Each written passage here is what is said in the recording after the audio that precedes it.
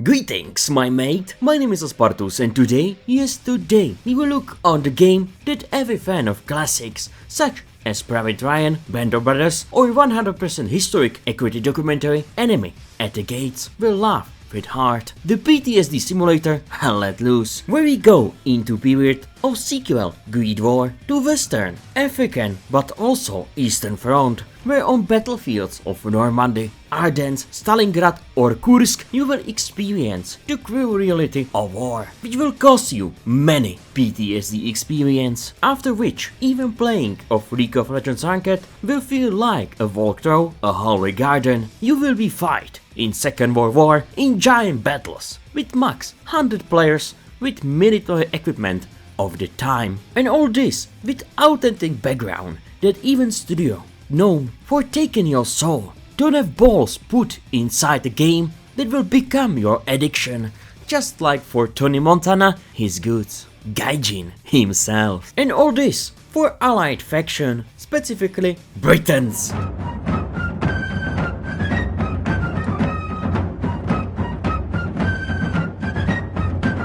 Faction that use excellent Enfield, which have no problem kill at 400 meters, shitty SMGs that broke more than a shoot, and legendary copy of VZ-26, or Bran of course, which has no problem spray Nazis like they did to us in Normandy. Tanks often are behind the orders in hard factors, but Churchill or Firefly can make angry many Germans. Just watch out for Cromwell, because it's have reverse same like a T-72 USA.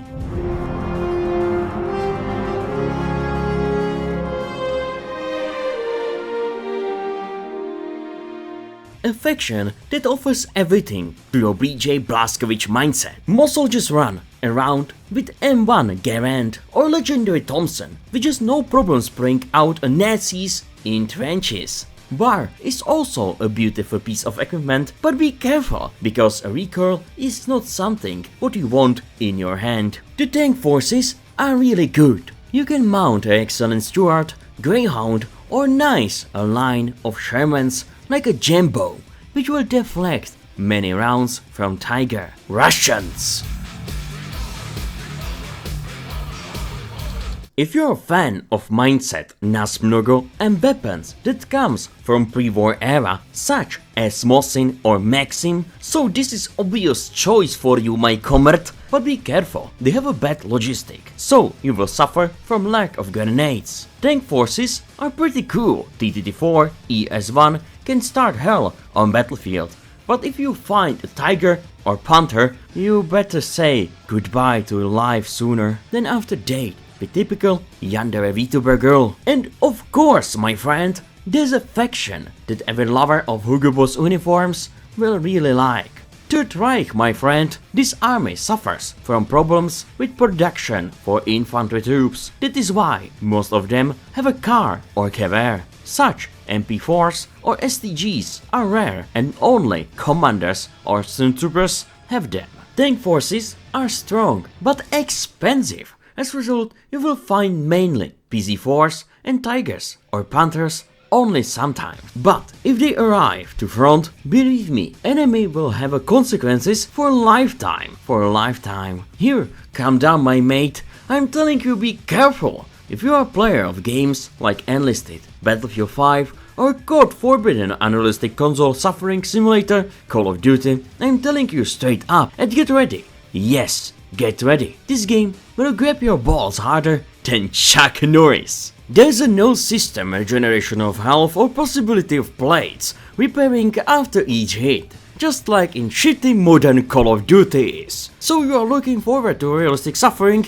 and running simulator on Battlefield, where you don't even have to run to your goal after 5 minutes straight, when 1 or 2 large caliber bullets will send you to past life faster than Geralt and Zoltan cover another round vodki Wyzimskie. And believe me, you will love this. Brutal gore, authentic more than Genshin Impact players' loot box mechanics. There is nothing better than feelings of shooting down a bunch of Nazis with your fancy M1 Garand, or in effect of roleplay you will try to defend the borders of Germany with your MG42 while you were yelling words of German ancestors inside a public voice chat. Just be careful, not everyone will appreciate it authentic German behavior of Wehrmacht units, and it can lead to ban simulator 1 toxic disaster of Legends. When you get banned for a week for no reason, of course. But after all, this is not my fault. Each squad class has its own good and bad sides that will direct your gameplay style. After all, the army is not bunch of techno-barbarians, but sophisticated mechanism that shouldn't be underestimated. This means that you will have to communicate it a lot, and if you don't, there is a big chance that you will get kicked from server. Everyone has specific role that they must fulfill, and if they don't fulfill it, it can mean a bitter end for your army. And more than once, it's happened to me because of stupid idiots. What do you really think? What will happen? Someone take a tank and go into battlefield without option of fire and move and look around. Our front will collapse faster than Russian logistic.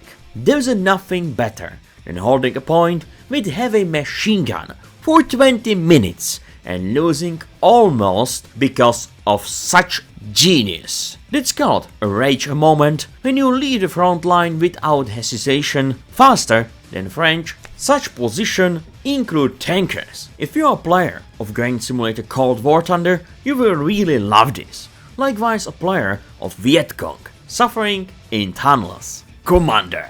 This is person who has to deal with stupid idiots at the front. He have an option, send tank units to front. Like in my favorite game Company of Heroes, he need resources for that. And finally, the best thing, he calls support to front with radio, in form of aircraft or heavy artillery. And there is no better feeling than destroying entire team and 10-second barrage. Officer. This is man who is in charge of total gang of idiots. He has to report units using binoculars, build spawn points and manage his team by himself. But not like USSR army doing a mass waves. Rifleman. What else I can say about this unit than poor fucking infantry. He can do much, but he is still not far behind his commander.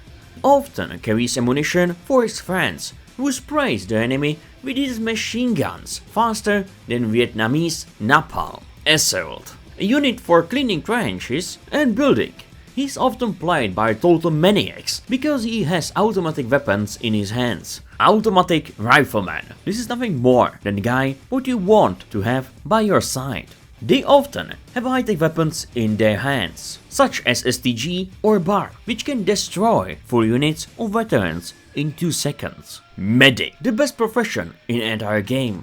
His task is nothing more than heal a wounded friends or fallen friends. Unfortunately, this is not ideal world, so you will meet a total idiots, who even when they are standing next to you, ignore you, like that luxury god girl who works out inside a gym with you. Support. This is a guy who often has one task, which is to gas his enemy with smoke, just like Germans in Great War. It's important because army can advance closer to enemy positions. He also has a crate for building mining station, which give your commander important points. Machine gunner. What can I say more? This is the best position for roleplaying of Wolf of Omaha Beach. Often in his hands is lovely MG34 or beloved MG42, which have important ability to spray the most allies during landing. Just be careful, you often need a ammunition feeder or an infantry team with you.